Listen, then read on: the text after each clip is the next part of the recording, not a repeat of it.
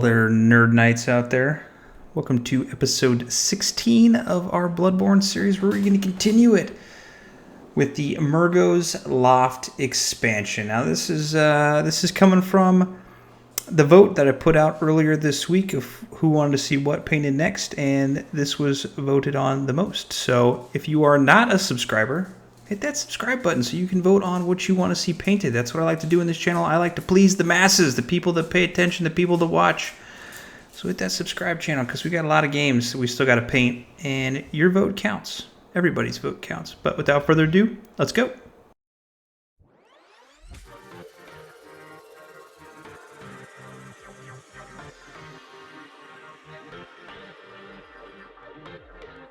Obviously, first up is we're going to scrape all those nasty, icky mold lines off. There wasn't nothing too bad on this, but just a couple you got to scrape off. Make sure to check the description below for the full paint list, and if you need any supplies, check out what I use. You don't have to use those links, but if you do, I do collect a small fee, and it helps this channel. So you're helping me out. So thank you. You're the best ever. And then priming in black.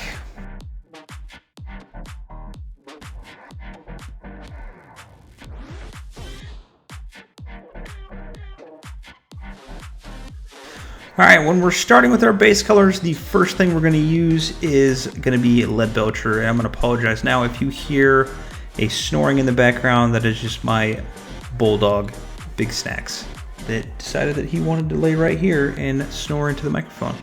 So the first thing we're going to be doing is Leadbelcher, and we're going to be doing all of our chainmail bits. We're going to use two different types of silver for the chest and for the mask that our Mergo's chief attendant is wearing, whatever this is. So we're going to hold those chainmail, and be careful when you're doing this. I mean, you're not going to be super careful, but there is a couple places in between that you need to get. Obviously, don't forget the back side, and if you're looking at the model on the left side, there is a small hole in his or her gown that you do need to get as well. We're going to use this same silver for our blade, our giant blade that our attendant is using, and we're also going to use this for the chain that our attendant is carrying as well. Morning Star, Falling Star, chain, whip, whatever you want to call it.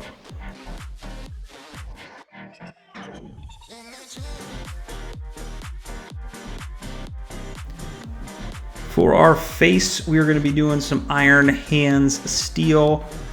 This could also be the top portion of the helmet that is sticking out as well. If you get it into the recesses, not a big deal at all, because we're going to cover this in Nulin Oil here in the wash step, but we're just covering that whole face in the Iron Hands steel.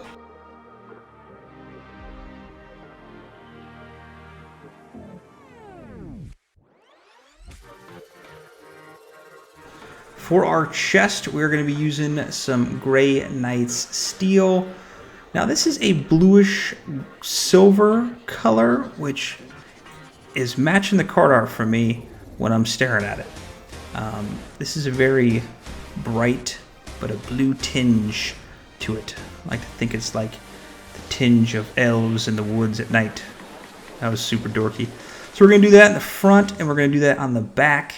And you might need two passes with these silvers to cover over that black area. For that top portion that connects the helm to the breastplate, we're going to be using some Balthasar Gold.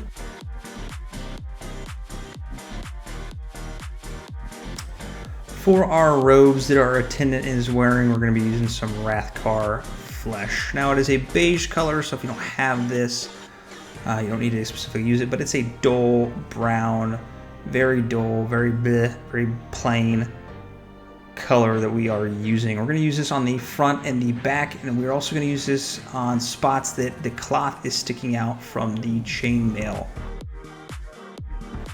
Now when you're painting this, you're going to notice that that black seeps through, and that's obviously because we're painting a black model. Things stick out. So let it dry completely, go over it with the second pass. If it's still kind of black, go over the third pass. That should do the trick.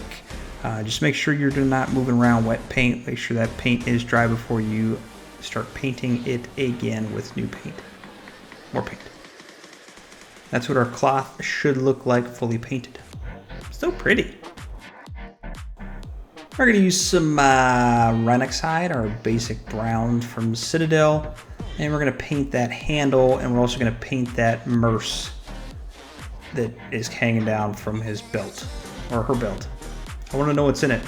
If you do know what's in it, or if there's something in it, or there's nothing in it, leave me a comment below. I want to know what's in it. And finally, for the skin, I think it's dead skin or dying skin.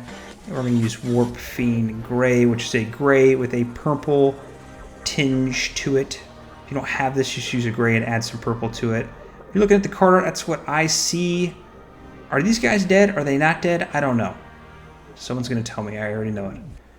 There's a lot of lore people out there for Bloodborne. A lot.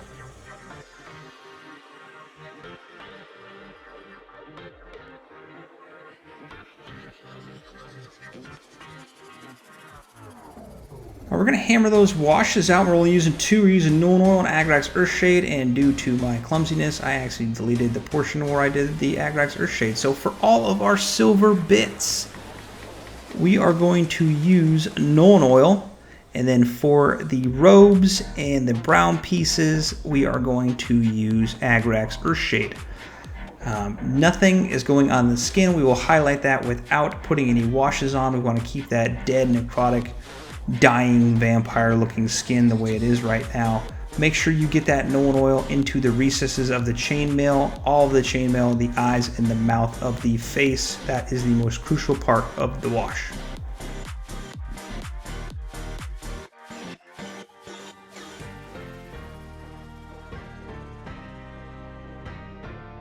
After it is completely dry, not kind of dry, not mostly dry, all the way dry, we're going to hit it with a dry brush, all of our silver pieces, with a Necron Compound, which is a dry paint from Citadel. This is one of my favorite dry paints that they do make, because this makes chainmail so easy to paint without individually hitting those damn things, and it only does the raised areas, and that's all we want. We don't want it to look any silver into the recesses. We want that depth that's created by the Nulin Oil. So we're going to hit that with the Nulin Oil, with the Necron Compound. God, I can't talk. Let's have another drink. And we're going to hit all of the rest of our silver pieces. For these small little pieces that are sticking out from the cloth, get a smaller brush and just lightly go over it. Just very gently. Don't go crazy with it, and just hit those small areas. We should still see that silver blue tinge sticking out from the breastplate, even though we went over with the Necron Compound. That's what we wanted. Fantastic. The gold that we went over with the Nulin Oil, or Agrax, whatever you want to do, we're going to use Gehenna's gold. That's going to brighten it up real quick. For our brown bits, we're just going to do a little bit of reapplication of Rhinox Hide on the raised surfaces. Nothing too crazy. We're not going to notice a difference, and I don't want to make it lighter than what it already is. To highlight up our skin, we're going to use some Slaanesh Grey, and we're not doing the whole thing. We're just going to pick out little bits and pieces. The tops of the fingernails, the knuckles, maybe the wrist bone, a little portion that is sticking up on that right hand. Same with the left hand. We are not going crazy on it. Pick out little bits. Make sure you're thinning your paint, and you're just putting little streaks on there, just kind of give it a little bit of highlight. And while I'm saying this, I'm doing it with my hand, even though you guys can't see me. And while you're bored, go over to our Instagram at nerd.nights and subscribe over there so you can see what we got going on. And to highlight up our robe, whatever it is, we're going to be using some deck tan. You don't need to specifically use this. I'm just using a lighter color.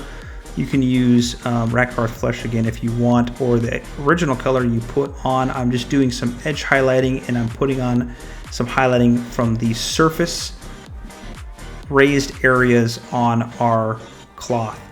So I'm just kind of going around picking little certain areas just to kind of give it some depth and colorization. From our original color to the washed color, kind of back up just a little bit, and I'm just doing this very lightly. I'm not jamming that thing down. By that thing, I mean the point of the brush down our miniature. I'm just very lightly hitting some spots. It'll be a little bit bright to begin with, but as it dries, it'll kind of cool off a little bit, and you'll see that that color pops out a little bit more. For an added bonus effect, which I thought was kind of cool and matches the card art, we're going to take some blood from the Blood God, which is some technical paint, and we're going to put that nice big glob on a paintbrush, and we're going to whack that thing with our finger, basically getting blood spatter all over the front of our miniature, which makes it look like the thing just chops somebody up. You can also dab your paintbrush in there and start poking around and trying to do some stippling on it, which will make it look like there's more spatter or dried blood that was smeared onto our miniature, which makes it look fantastic. This gives it the nice little added bonus that I think it makes the model come together. And finally, since we got some paint on our already paint black base, we're going to go over this with Abaddon Black just to kind of clean it up real quick. And that's it. We did it. That's it. That's looking fantastic. You put that on the board when you're playing Mergo's Loft expansion, and it just friggin' rocks it. Like, so sick. But, hey, thanks for watching. Thank you for tuning into this episode. If you're still watching, if you are not a subscriber, think about hitting that subscribe button, you know? I know you want to, or you don't. You don't have to. But if you enjoy these videos, why not? Because that's what I do on YouTube. I watch a bunch of people. I don't even watch TV anymore. I just watch YouTube. But anyways, all right, see you on the next one. Paint on.